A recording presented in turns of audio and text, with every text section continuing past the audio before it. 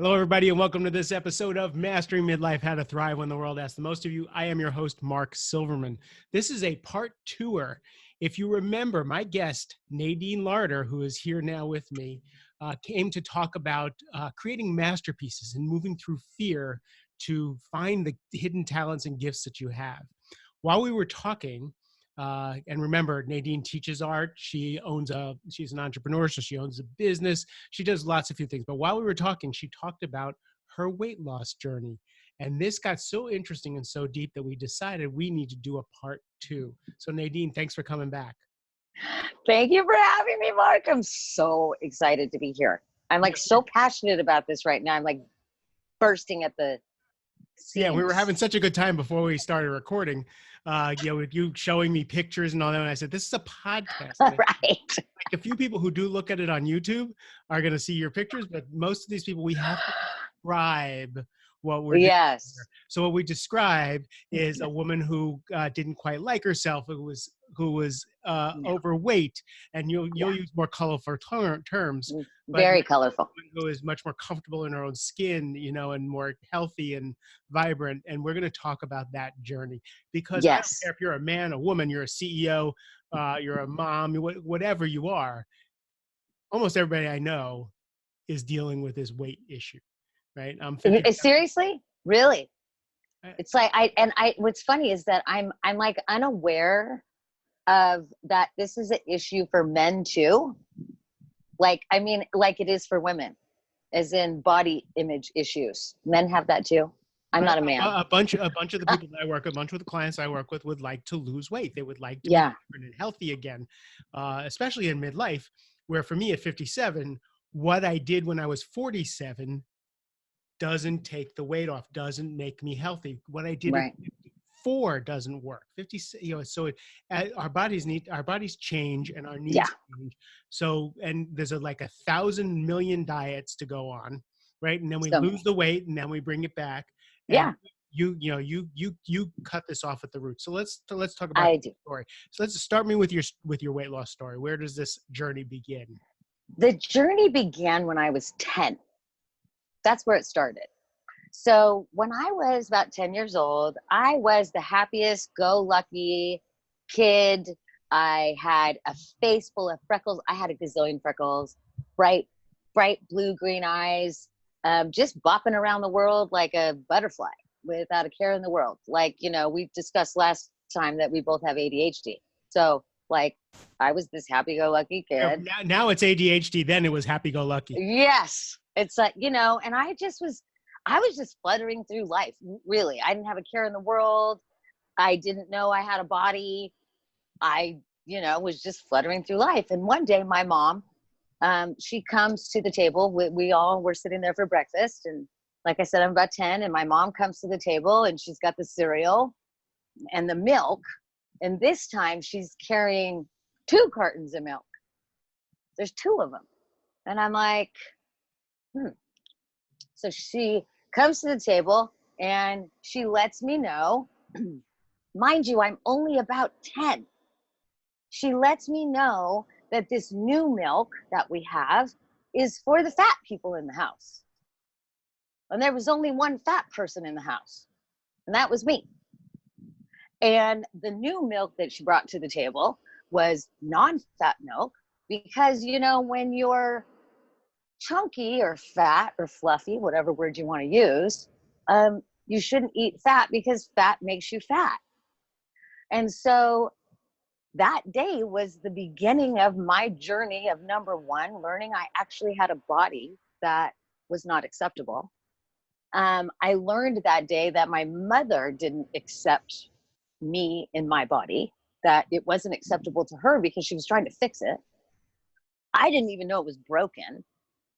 And I spent the next, it's like, my mother, and she really did her best. I'm not bagging on my mom. She really was coming from a space of love. She was trying to help me. But she scarred me, is what she did. And she taught me in that moment, even though I didn't understand what was happening, it was my first introduction to shame. It was my first introduction to the shame of my body shape. It was my first introduction to not accepting myself because my mother didn't accept me. And if my mother can't accept me, how can I accept me? And, my mother modeled it every day. Every day she modeled it for me when she would look in the mirror with disgust for herself. Mm. And I am part of my mother. And so when my mother would look in the mirror and be disgusted with herself, then I'm part her, so I must be disgusting too. And I in turn did the same thing to my kids. Mm. I did, because it's not something that I had healed yet. I didn't understand, and so I hadn't healed it. And I taught my kids to not accept their bodies because I didn't accept mine. And I did that for 43 years. So for 43 years, following that day that I got the non-fat milk, and non-fat milk to me tasted like dirty socks. It was disgusting. That was what I was sentenced to. I was punished by, your body's not acceptable, so I'm going to punish you and remove. We're going to go into scarcity mode. And so I spent the next 40 years traumatized about my body and judging it. And, I recently posted, I don't know if you saw it, I posted a picture of my high school senior photo. Because my 35-year reunion's coming up, and in our reunion group, they posted senior photos, and I'm like, oh, this will be fun. And I posted it. And somebody came to me, one of my coaches, I have 3 right now, said, my God, you were so beautiful in high school. Wow. I was like, excuse me? Yeah. What? She's like, you were just so beautiful.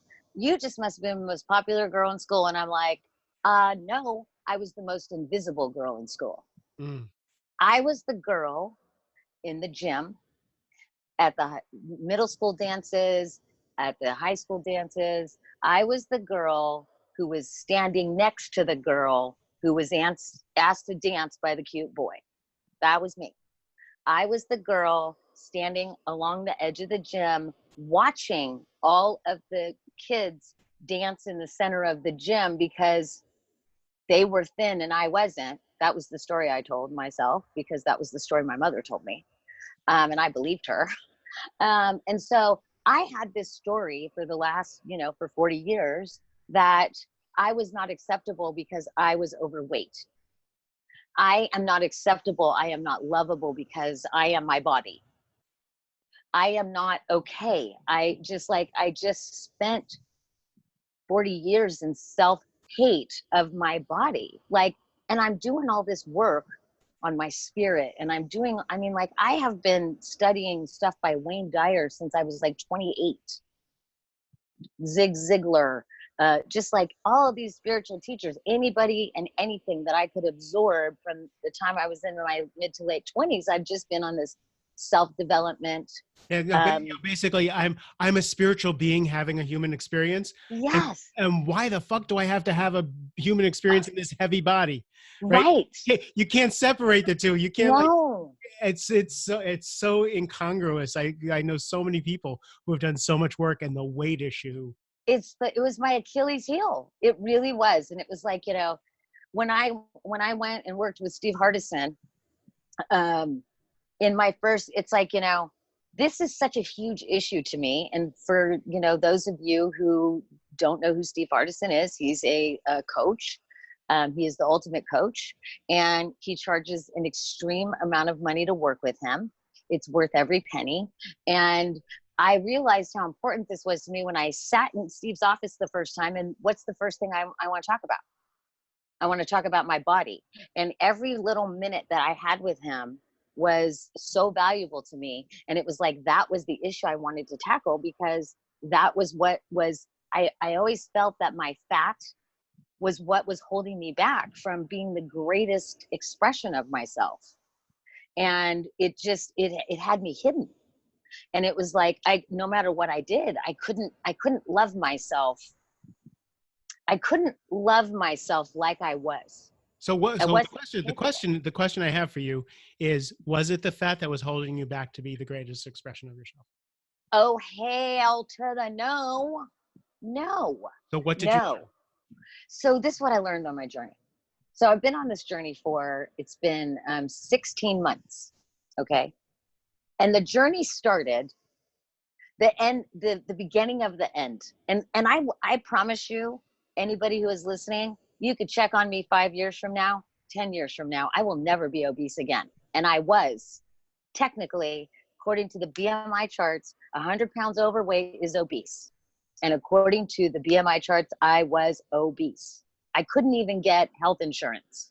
That's how out of control it was. And so May 19th, 2018, it was my daughter's graduation, my fourth child. I have five. And so she's graduating from high school. The whole family came to town. We're taking pictures, family pictures.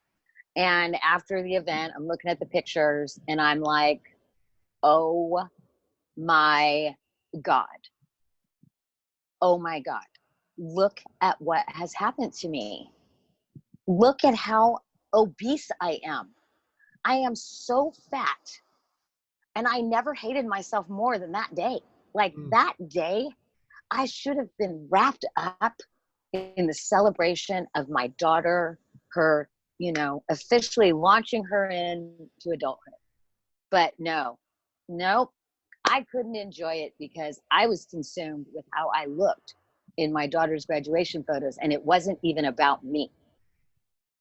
It wasn't about me. But it was so traumatizing for me to see those photos because, one of the things I teach people in my art classes is if you want to see your art, this is a little tip for all of you artists out there. If you want to see your art, we don't look at art like this. When we're looking at art, we're not looking at art 4 inches from our face. When you're working on art, you're working on it 4 inches from your face. When you want to look at it, you have to step across the room to really see what's happening. So when I was looking in the mirror, I was too close. When you take a picture of your art, it allows you, even though you're still sitting up next to the picture that you just took, it allows you to see it from a distance. And so that picture allowed me to see myself from a distance. And it was traumatizing and so upsetting. And it was also the beginning of the end for me. The beginning of the end of what? The beginning of the end of me being fat. It was the beginning of the end. And it's not what people think. And the only reason I say it's not what people think is because this is what I thought with every diet I ever tried. I've done Nutrisystems, Jenny Craig, cabbage soup, Dexatrim, starvation. I was anorexic at 17. I weighed 90, just over 90 pounds at 17 years old. I have tried everything. So that's why I say it's not what you think, is because that's what I used to think. And what I realized that day was the day I gave up hope. So that day was the day I said, screw it. I give up. I am not doing this, pardon my French, I'm not doing this shit to myself anymore. I am done. I am going to be fat and obese the rest of my life. There's nothing I can do about it because Lord knows I've tried everything. And every time and every attempt at losing weight has only resulted in more obesity. For 40 years, I have spent 40 years trying to lose weight.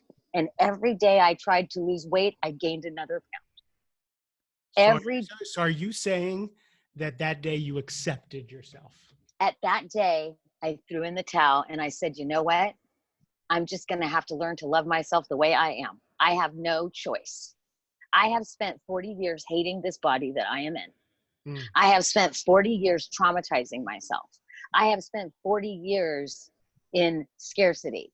I have spent 40 years starving myself and I'm still fat. Like, I've tried everything. I might as well just decide that I'm going to be fat.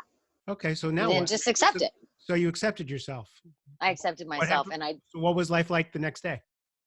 I don't remember the next day, but I do remember that things just started showing up. Thoughts. And it was just like, I'm just going to go on. I wasn't trying to lose weight, Mark. I was not trying to lose weight. I wasn't on a weight loss plan. I was on I've got to just learn how to love myself and accept this fat that's on my body plan because everything else ain't working. And what happened is when I started to love myself exactly as I was, the weight easily, and I'm sorry to tell y'all that. I'm sorry, because I know we try to make hard what can be easy. The weight literally just started melting off. I've lost 70 pounds. So I'm 70 pounds lighter than I was May 19th, 2018. And it was easy. It was so easy. The hardest part of this journey that I have been on is learning to love and accept myself exactly as I am. At each step of the At way. each step. When I started this journey, I was about a size 18. I was a 2XL in, like shirts.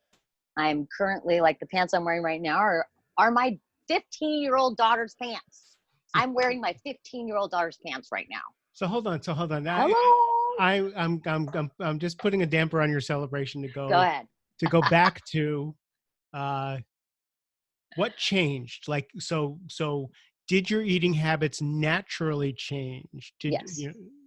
So what I learned in this journey is that people who love themselves take care of themselves. They don't abuse themselves with food. I was abusing myself with food, and it's so sneaky. Hold on, It's so sneaky. Go ahead. So what most people would say is I'm indulging myself with food. I'm weak, so I feed myself. I'm rewarding myself. And what you realized was that was actually abuse. It was abuse. It's like food, because food is necessary. I can live without being on Vicodin. I can live without drinking alcohol. I can live without gambling. I can live without my shopping addiction. I can live without those things. You can't live if you stop eating. I know, I tried when I was 17. You can't do that. And so we who have this issue believe that we're nurturing ourselves and rewarding ourselves with food. We are not. We are abusing ourselves with food. I was abusing my body with food, and it's so sneaky. It's like passive aggressive. So I'm gonna slow you down. Please do. Feel free. Because I'm fascinated by this, and as you're talking, I'm sure people in the car are trying to bring this back to their life. And I think about my addictions and the things I've done to myself, where I thought I was indulging myself with shopping, right, with food, right. And I am abusing myself. I abuse myself with my phone. My nervous system is assaulted with Twitter and Facebook and Instagram and all that stuff. It's assaulted. But it doesn't seem that way in the moment. And then taking that perspective back and actually looking at it, what am I doing to myself? What am I treating myself? And Titus Kahutek, who was on the show as a nutrition specialist, and he's the first one who taught me to stop dieting.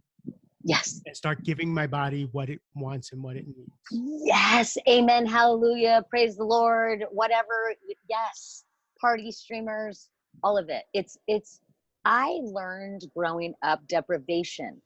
That's what I learned, to deprive myself, to punish myself every day. That's what I learned. That's what I was taught. Cool. So now you're so enthusiastic that I am taking over this call. I love you, and thank you for letting me lead you. So now I want to take you back, because I still bookmarked. Your turning point was looking at the picture. The next, you decided you were no longer going to hate yourself. You're going to be for the rest of your life. Yes. And things started to change. But at the same time, also, you talked about sitting in a room with Steve Hardison. Yes. And getting coached. And you said, I want to be coached on this. Yes. What did you learn there? It was all about acceptance. It's like, one of the things that we talked about is, when I'm going to use Black women as an example. Or even like Kim Kardashian. Kim Kardashian is a great example. So what you're trying to say is curvy women. Women who are naturally curvy. Yes, that Kim Kardashian, and I'll use her because she paid for her butt. So Kim Kardashian has the biggest ass I ever saw in my life. Pardon my French. And I'm going to say that because she literally paid for it. So she's trying to have that big ass of hers. And she flaunts that backside of hers everywhere she goes. She wears clothes to flaunt her backside because she has a healthy mental image. She has a healthy body image. Well, I don't know when you consider that, whatever. Anyway, Yeah, go. it's all in the We can mind. dissect that whole thing. But it's all in how you choose to look at it. One of my friends the other day was complaining about her hips. And this is what brought up the Kim Kardashian thing. She was like, but I went shopping and my hips, blah, blah, blah. And I'm like, whoa, wait a minute. Kim Kardashian paid extra for that. What if you just chose to look at your hips the same way Kim Kardashian looks at hers? And that's what we talked about in Coaching with Steve. It's like, we talked about how, if I was to go into a club and there's a bunch of people dancing in the middle of the club, and there's these women, and this beautiful, gorgeous Black woman is in front of me, and she is curvy and just beautiful. Is she judging herself, or is she out like, yeah, I look friggin' good? That was a And she does. revelation from my ex-wife too. She talked about that. She says, this woman, she was overweight and she was so sexy Yeah. and she says, I think she just accepted her body.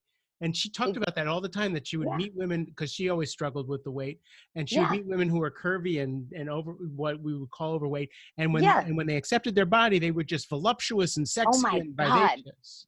And I'm looking at this woman, in front of me in my head, who is beautiful and curvy and voluptuous. And I'm thinking, wow, oh, she's just gorgeous.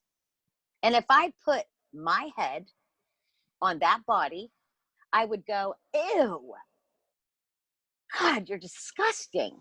Right.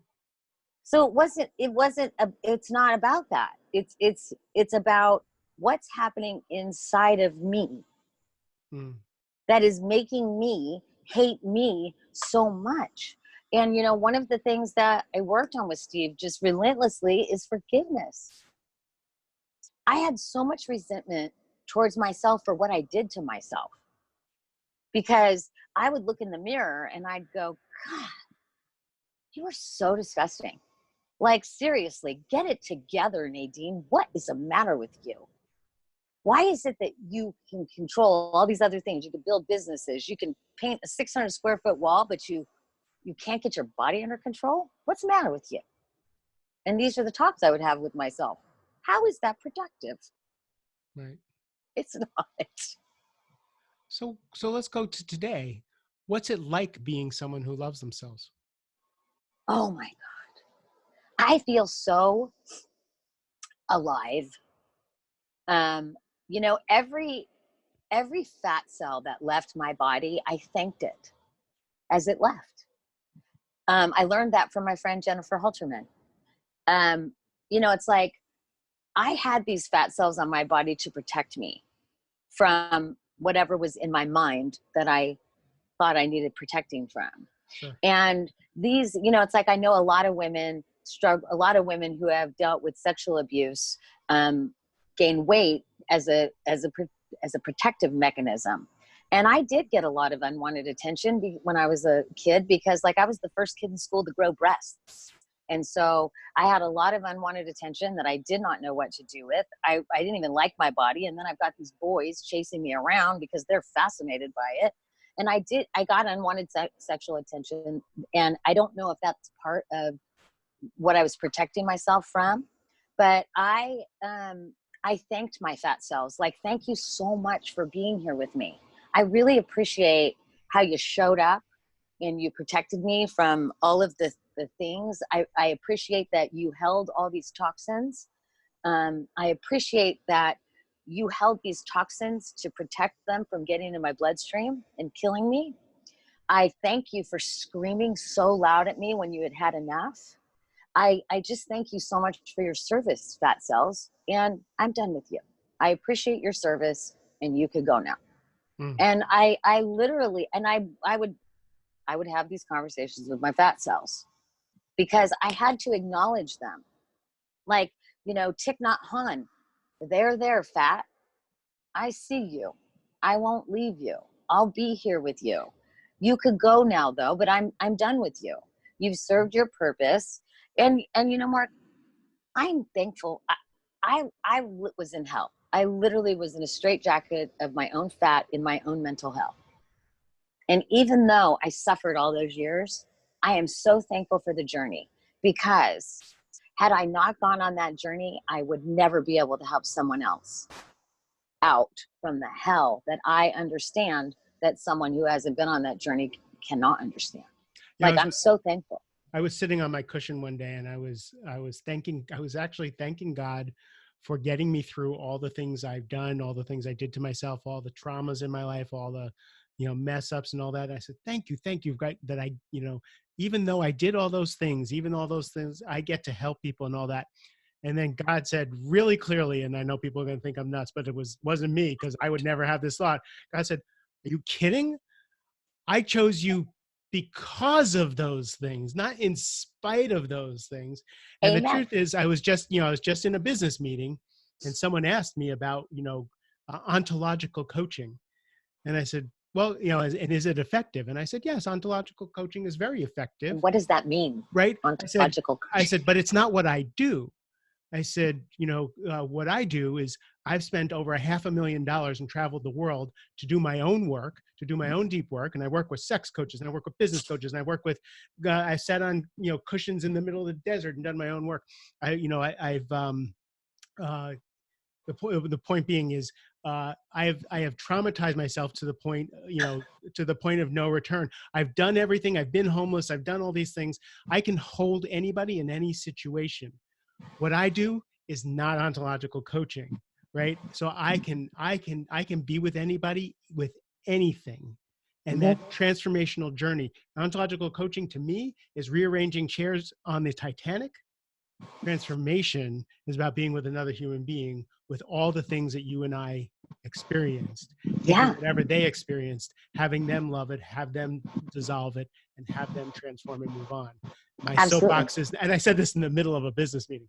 Anyway, now But we'll you move. can't spot it if you don't got it. It's like when I'm working with my weight loss clients, we first of all, when I'm working with my weight loss coaching clients, we never discuss food ever. Like, food rarely comes up because food's not the issue. Food is just the symptom of the issue. And so we're digging into the issues, and it's like I can't sit with them in that and hold that space if I hadn't seen it myself in myself. It's like I can only see what I've experienced. Everything I see is based on what I've experienced in my past.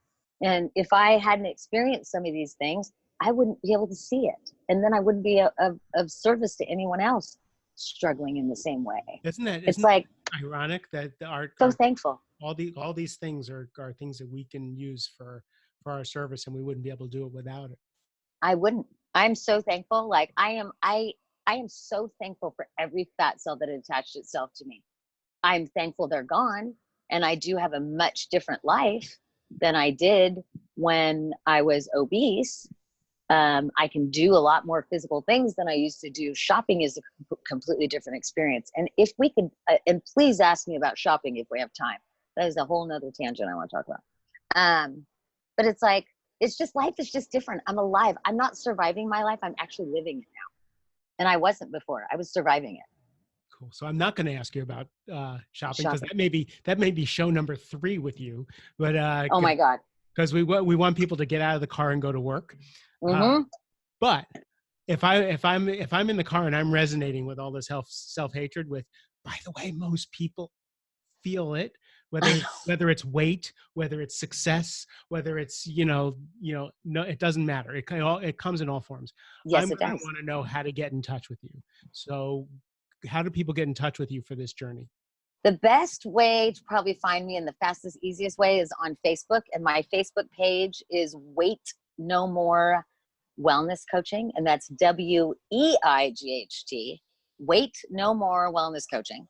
I will put that, and Because, I'll put the URL in the show notes so people don't have to yeah, remember that. you just got to love yourself. And it's like, when you love yourself, you care for yourself differently. When I started loving myself, I stopped feeding myself sugar, because people who love themselves don't abuse themselves with sugar. or drugs or alcohol or anything else. They So just nurture themselves. if you get with Nadine, she's going to take the fork out of your hand and put a paintbrush in it. And you are going to create your masterpieces in life. Nadine, Yes. the fact that you and I connected just has brought so much joy to my life. I appreciate you so much. Likewise. And I thank you for sharing with this audience. Thank you for having me. I love being here. It's a pleasure. And to everybody else, this was a big one. I'm sure you've taken a journey with us today. So dust yourself off, take a deep breath, and go into work. And thank you for giving us your time and attention. I love you, and I know Nadine loves you. Yes. Have a great rest of the day. Beautiful.